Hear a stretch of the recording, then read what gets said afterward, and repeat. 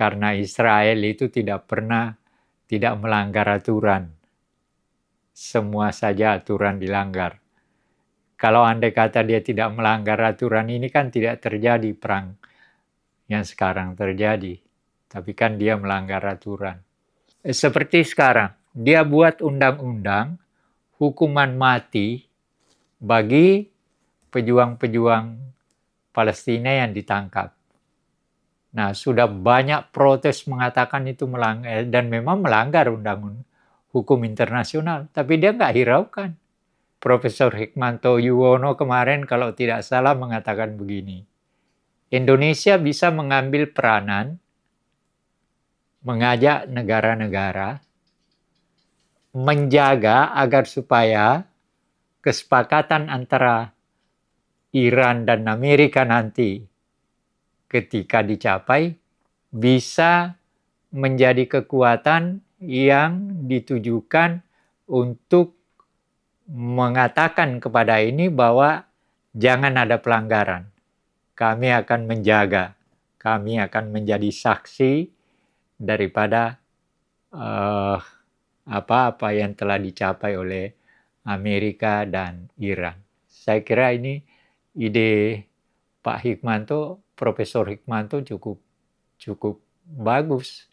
Kalau Menteri Luar Negeri kita memberikan ide-ide dan merumuskannya lalu diberikan kepada Presiden kita. Sebenarnya dalam batas tertentu ada perjanjian damai sudah Amerika dengan ini.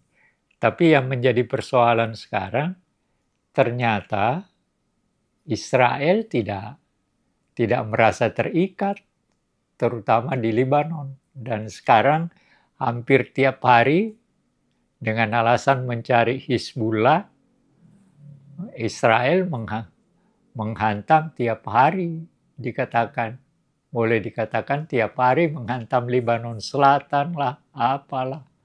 Sampai orang Lebanon harus mengungsi dan sebagainya. Nah, apa permasalahan utamanya di situ? Ada Hizbullah yang menentang, ada Israel. Israel ini dengan paham Sionismenya dengan paham Sionismenya, ya memang tujuan utamanya adalah sebagian besar wilayah Arab itu adalah punya dia. Dan itu yang dia kejar sebenarnya. Netanyahu mau mengambil semua wilayah Arab untuk coba bayangkan, ya. Ini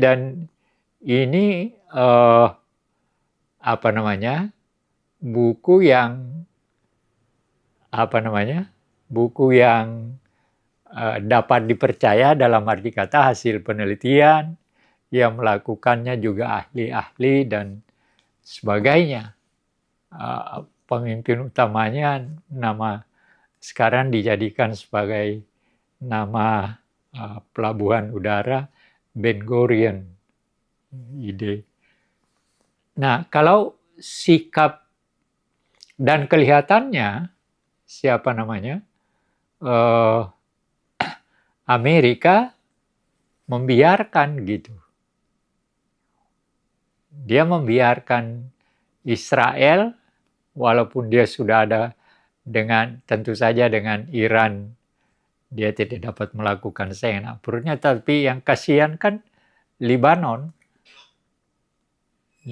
yang menjadi persoalan karena di sanalah tempat kekuatan Hizbullah yang memang Hizbullah ini didukung oleh Iran sejak dari awal. Itu. Nah, ini kan akan menjadi salah satu kendala saya kira di hari depan ketika walaupun Iran misalnya mengatakan bahwa persoalan Hizbullah di Lebanon itu juga termasuk dalam rangkaian perjanjian perdamaian dengan Amerika. Tapi Israel tidak mengakui. Faktanya sampai sekarang dia masih terus melakukan penyerangan. Nah, apa artinya itu? Artinya ialah bahwa Israel tidak merasa terikat nanti dengan perjanjian perdamaian dengan Amerika dan Iran kalau Amerika membiarkan Israel melakukan apa yang dia mau. Bahkan bisa menyebabkan hasil yang diperoleh dalam perundingan 2 minggu antara kedua bangsa Amerika dan Iran bisa dirusak oleh tingkah laku Israel. Nah, ini menjadi persoalan ke depan. Jadi bagaimanapun juga harus diperhatikan betul hal-hal seperti ini. Tentu saya percaya bahwa sebenarnya orang negara-negara feodal di Teluk sadar akan hal ini karena wilayah mereka juga menjadi inceran dari Israel itu. Nah, ini yang memang harus disadari, harus dilihat secara bagaimana perkembangannya ke depan tentang hasil daripada pertemuan dan ketentuan-ketentuan. Ya. Jadi yang kita harus perhatikan, apa ketentuan-ketentuan utama yang disepakati oleh Amerika dan Iran. Nah, tapi persoalannya, sampai seberapa jauh Amerika mampu menekan kepada Israel agar supaya jangan sampai mengganggu hasil yang diperoleh antara Amerika dan Iran atas penengahan dari Pakistan, Perdana Menteri Pakistan. Mudah-mudahan, ya kita katakan mudah-mudahan, karena Israel itu tidak melanggar aturan. Semua saja aturan dilanggar. Kalau andai kata dia tidak melanggar aturan, ini kan tidak terjadi perang yang sekarang terjadi. Tapi kan dia melanggar aturan. Saya justru paling khawatir terhadap tindakan Israel karena apa? Israel ini tidak pernah menghiraukan hukum internasional. Juga seperti sekarang, dia buat undang-undang hukuman mati bagi pejuang-pejuang Palestina yang ditangkap. Nah, sudah banyak protes mengatakan itu melanggar, dan memang melanggar undang-undang hukum internasional, tapi dia nggak hiraukan. Nah, ternyata Amerika mengatakan apa? Itu hak Israel. Jadi artinya Amerika mendukung lagi.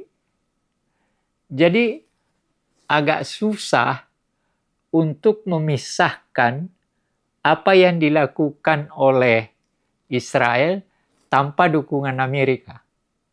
Nah, ini yang saya khawatirkan nanti ketika